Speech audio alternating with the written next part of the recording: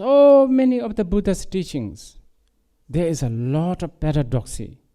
Often you will find seemingly contradictions.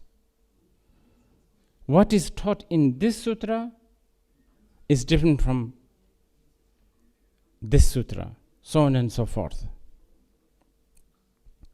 And this, by the way, is never seen as something to be embarrassing. For a Buddhist, they see this as a amazing, wonderful, this paradoxes. And I have used this example. There are teachings where Buddha taught.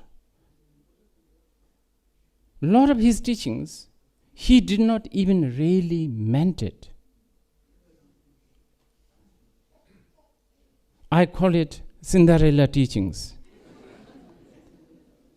And why do I call them? Because if your baby is not sleeping and the baby needs to sleep, what do? You tell stories. Why? Because sleep is important. If the babies don't sleep, then both mother and maybe the baby will get sick. So you tell stories. There are so many teachings like that. There are teachings that he taught that he really meant it, such as Vajracchedika Sutra. Okay, to give you the example for the teachings where he did not really meant it, is like a Jataka Mala Sutra.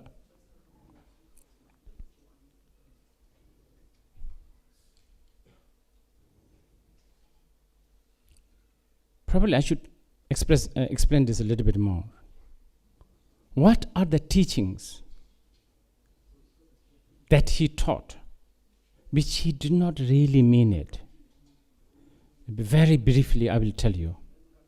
Everything that seems to have distinctions of samsara, nirvana, karma, reincarnation, all of this is a Cinderella teaching. It is.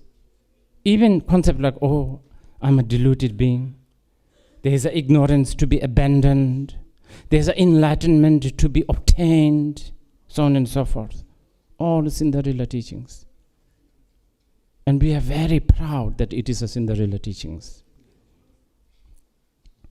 Where Buddha taught, such as in the Vajracchedika Sutra, where he said, what is enlightenment? There is no such thing as enlightenment. There is no such thing as self. There is no such thing as obtained. There is no such thing as abandonment. So on. Even the Zen masters, they even dramatize this by saying, if you meet a Buddha in the street, you kill him. He meant it, those teachings. You see? So how the teachings actually are diverse, and they are necessary. Just as I give you the example of the baby. You have to have that.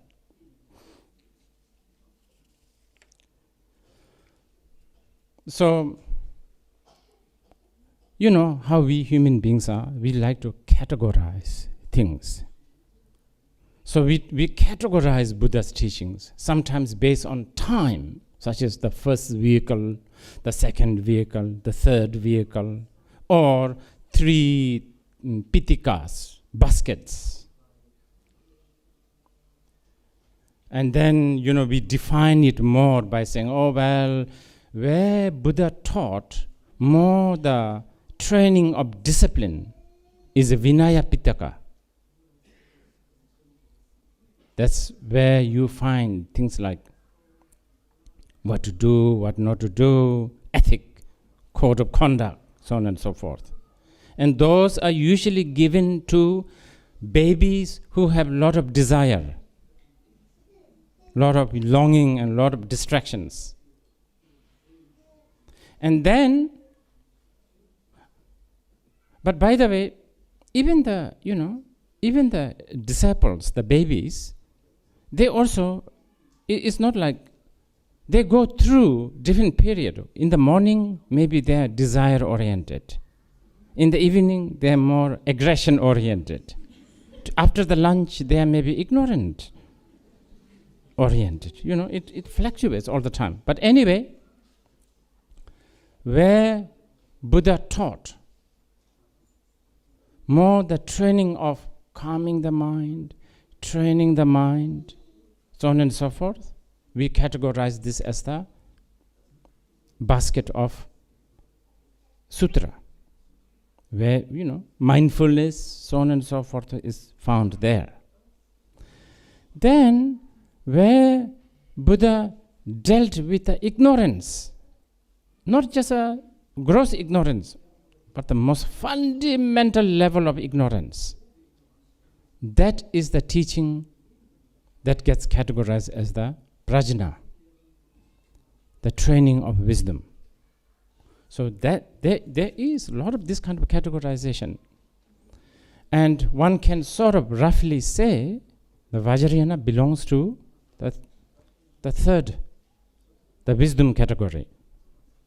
But this does not mean that the Vajrayana or the Tantric Buddhism doesn't have the mindfulness, the training of the mind and the training of the discipline. Of course not. It's just the emphasis.